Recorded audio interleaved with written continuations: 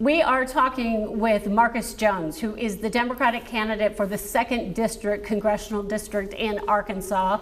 And we want to welcome you, Mr. Jones, for coming into our studios to talk with us and get to know you a little bit better. Thank you so much for having me. This is a fantastic opportunity. Tell us, for the folks who are not familiar with the name Marcus Jones, lifelong Arkansan, tell us about yourself. So, like I said, I am a lifelong Arkansan. Probably most proudly, I'm a husband and father. I am a retired U.S. Army colonel. I was very fortunate to my last assignment to bring me back to Arkansas and to be able to put some roots down here. And so, but prior to that, our move back here was our 15th move as a family. And so we have been around the world and we're just very fortunate to come back here to, and I'm excited about the opportunity to continue my service. In the service of Central Arkansans. So because you have this career that took you even into the Middle East, yes. What are your thoughts right now? I know that you served in Kuwait and Iraq. What about the crisis between Israel and Hamas? What are your thoughts on ending this awful war and getting those hostages home? Do you see an end, and what would you do if you were in Washington? So I will tell you that absolutely, I do see the administration's efforts right now. Their incredible hard work and their efforts that are ongoing. You know, if people that are following it have seen, even most recently, Secretary Blinken has been back in the Middle East and has back and forth. Yep. Absolutely. Working with many partners in that region, Egypt, Qatar, to try and broker a ceasefire and try and get those hostages back. So the first thing I would say is, you know, obviously, the first priority is to get those hostages released, to get that ceasefire in place for the benefit of you know, those in Gaza, but also the benefit of Israel for the stability of the entire region. It's key. It is essential that we get this done. It isn't a partisan issue. Those 109 hostages, this isn't a partisan thing. And so I'm encouraged by the efforts that that the Biden administration has done. There's been some times in recent days that it has seen some roadblocks and some slowing, but I think that the U.S. engagement into that area on both sides with both Israel and Hamas to make this happen is essential. Ultimately, you know, the only way I see peace and stability happening in there is the two-state solution, truthfully. Well, you're right, and we hope that happens sooner rather than later. And you're right, Antony Blinken has been numerous times trying to get this done.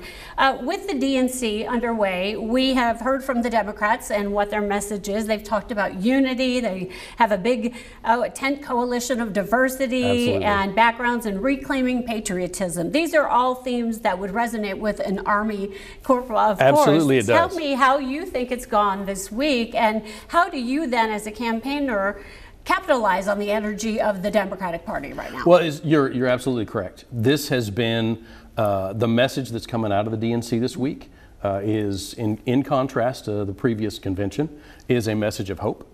It is a message of optimism. I think the word that they tend to be using right now is joy.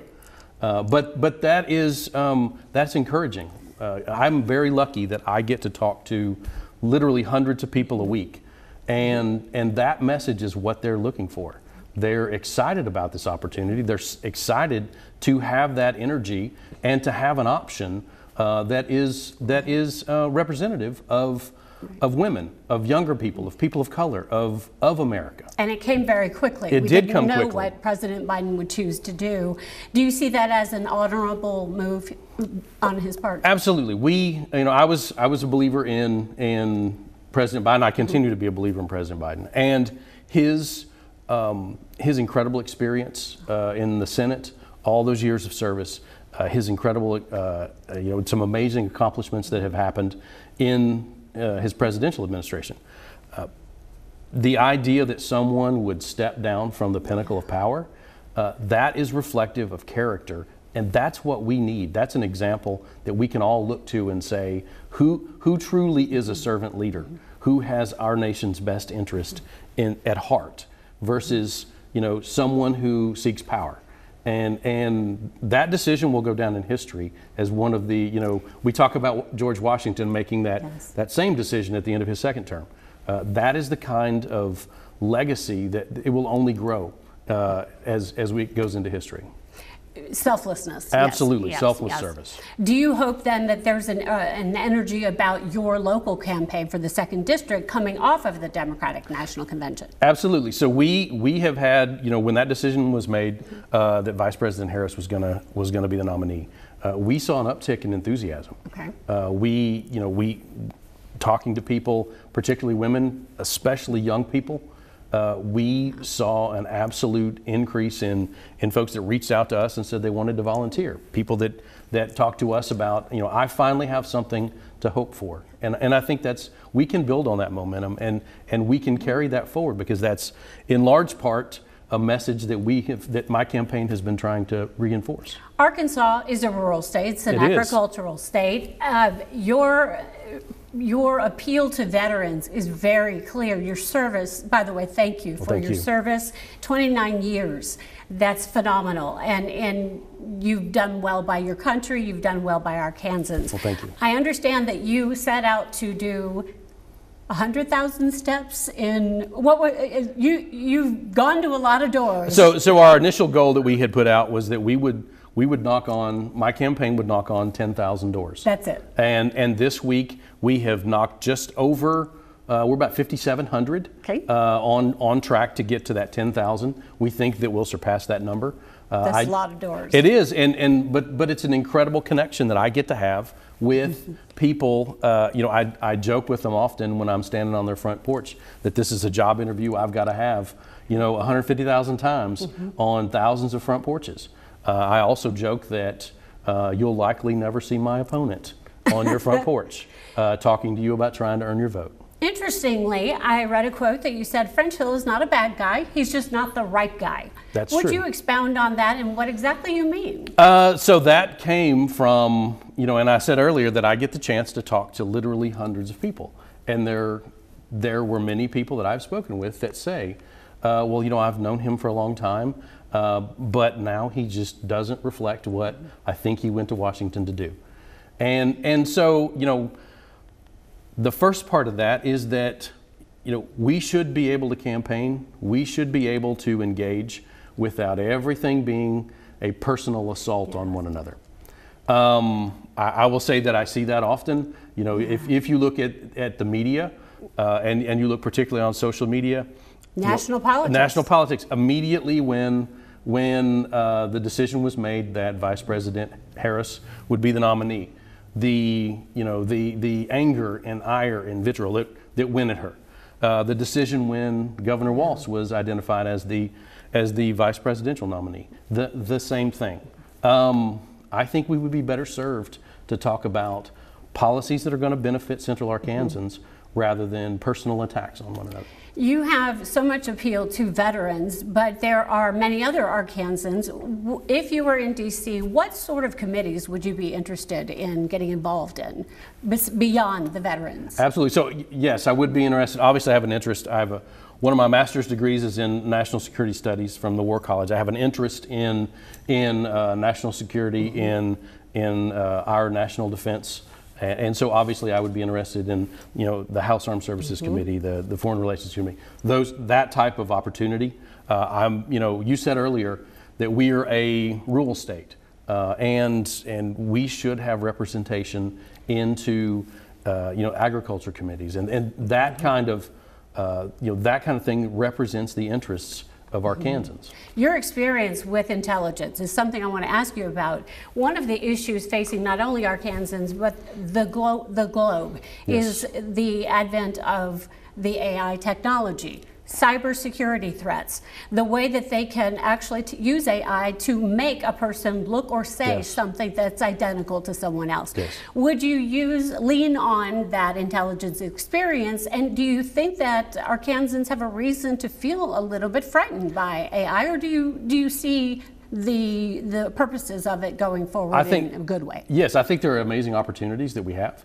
I think that there is opportunity for advances in technology processing that we would not be able to do with as simple humans. But we have to temper that, and we have to regulate that.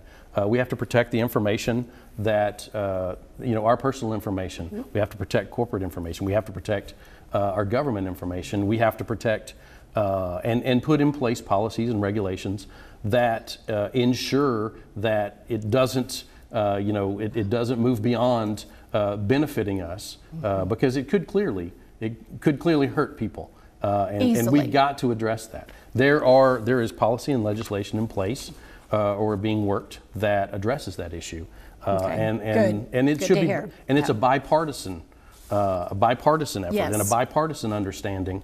This is one of those things that it just benefits people, and we should cross party lines to address things that benefit folks. Crossing party lines makes me ask you, what type of Democrat should Arkansans see you as? Do you feel you're more moderate or more conservative? How do you describe yourself? I would tell you that, and again, I get the opportunity to talk to people all the time. And the majority of Arkansans that I talk to are put off by extremism of any kind, to the far right or the far left. What we hear is people are interested in a return to moderation, to the middle, to compromise. And we see that pendulum. You talked about what we see coming out of the DNC. We see that pendulum swinging, whether we call it a course correction or a pendulum swing or whatever. We see that coming back to the middle, and that is where the majority of Arkansans reside. Most people want their freedoms protected. Most people want us to look after their neighbor. And at the same time, they want opportunity, and they want, and that really is where my thoughts and policy reside. And you also have an interest in women's rights. Absolutely. I'm a husband, I'm a father, I'm a son, and when people talk about who do you see the average Arkansan, unless you picture a woman, because there are more women in Arkansas than there are men, unless you picture a woman, you probably don't really consider the average Arkansan. But in fact, that is the case, and I believe, I'm a believer that, and a champion that, women deserve the absolute equity in our society, and that includes equity over their own decisions. What do you believe, whether it's women's rights or greater issues, is not being done in the Second District that you could do better? So I will tell you that a big piece of why I made the decision to run is I don't see opportunity being delivered back to Arkansas.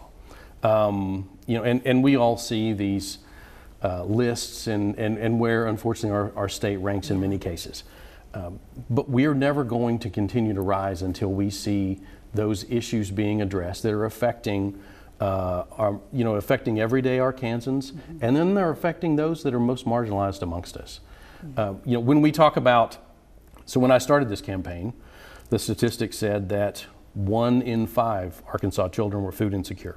Isn't that awful? Now, it is 1 in 4. And that's the kind of policy we've got to address. When we look at opportunities that are here in Central Arkansas, access to health care, particularly access to health care for women of color. Yes. When we look at those type of things, we are never going to be able to build a truly thriving economy if the workforce that we're looking at, if they went to underserved and underperforming schools with no access to health care, and they did it with empty bellies. Oh. So how, we've got to address those problems if we're ever going to grow. The Second District, and we're running lower on time, so I'm sorry. No, you're fine, you're fine. The Second District is one of the most competitive, we talked about that, yes, of the 4 districts, and as of yet, there has not been a candidate who's been able to unseat the incumbent. But again, tell me why now, and at this stage in your career, you are now retired from the military. Disabled, is that correct? Well, I am. 30 years in the Army will knock you around a little bit. Understand. So yeah, understand. Sure. I am a disabled veteran. But just tell us what's not being done that you could do better. So I will give you a perfect example. Okay. In the Biden administration's recent infrastructure bill, there is $4 billion that will come to our state. Our congressional delegation has the opportunity to identify projects for where that money is going to be spent. They likely understand their districts better than someone in D.C.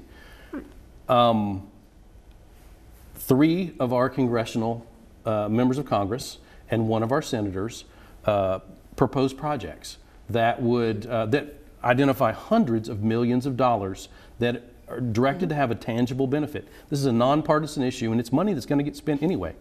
My opponent does not participate in that process, which means that projects associated with that here in Central Arkansas don't get identified, they don't get championed, and they don't directly benefit what taxpayers here say they want done. Okay. Just for partisan reasons, it just doesn't participate. Understand. You don't get the chance to decide one day you're just not going to represent people. Okay, so my last question is for you. Yes. And we will wrap up after this. What would you, the floor is yours. Yeah. Anything you want the people of Arkansas to know about you? This time you don't have to knock on doors. Yeah. You are have a television viewing audience. Again, I am excited about this opportunity.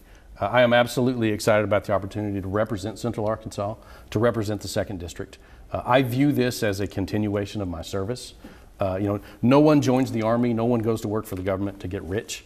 You do it because you either have a calling or a capability. I'd like to think that I have both. And I truly look forward to the chance to represent Arkansans, to do that in Washington, D.C., to be their voice. You say knocking on their doors. I'd like to think, and I'm proud to say, that I can meet people where they're at and hear their concerns. And those concerns, and when thought about and analyzed and considered, the votes that I cast will reflect those concerns, and they'll reflect the best interest of working people, working families in Arkansas. So you would stay in touch with your district, Absolutely, you're saying? absolutely. Okay. All right, thank you so much for your time. Thank you. Marcus Jones, so glad to have you. 2nd District Democratic candidate for the upcoming election, and we appreciate your time. Best of wishes on the campaign trail and those few thousand doors you have. We have a few thousand more to do. Thank you very much. Hope you get some help with that. Absolutely. Thanks for your time. Thank you.